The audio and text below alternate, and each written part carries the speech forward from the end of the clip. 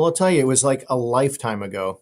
In 1983, my older brother started his own painting contracting business in Marin County, and I was just a kid back then. So my other brother worked for him. I mean, shortly after myself, all three of us were in the same business. So that's pretty much, it was so long ago that I can barely remember it, but that's how I got in.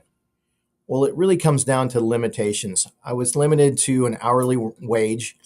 So I got raises as my employer thought I was to get a raise. Um, I was also limited to when I was going to work, when I was going to be laid off because we're a seasonal business. And painting in general is a seasonal business. And quite often in the winter times, they get slow. So, um, so then I could choose when I'm going to work. Also, I can do the quality work that I want to do as opposed to my employer telling me, hey, you only have this much time to do a job, so you got to get it done. And quite frankly, I sometimes I just couldn't do a quality job working for another painting contractor. So that's when I jumped out on my own.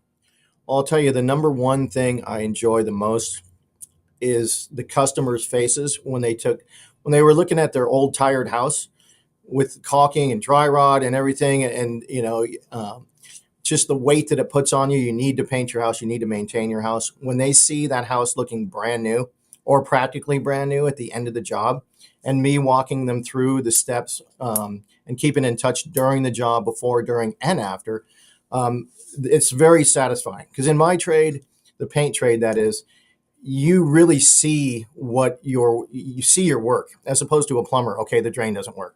You need that to work. But we have visual. It's very satisfying. Well, the first thing that we do is we screen our potential team members. So we hire professionals. There's not always professionals available. So what we do is we train them. Once we find a good candidate, we train them, and we train them in quality, not just, speed, getting it done. We train them how to do things correctly. Um, and also there's a foreman on each job in charge of quality control, in charge of keeping the job moving. Those kind of things, we call them systems that we have in place.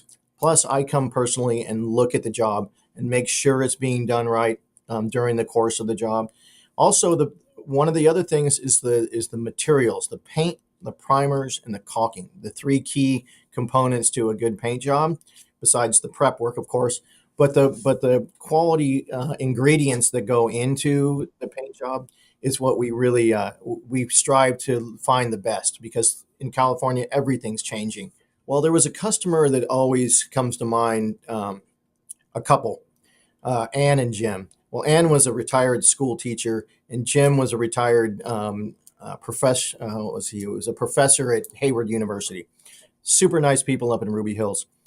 And we did a whole interior exterior. And the reason that it resonates with me is because she actually took the time, being a school teacher of younger, I might have even been teenage kids that she was teaching, but she got to know my guys. I mean, she got to know them. She sat and had lunch with them.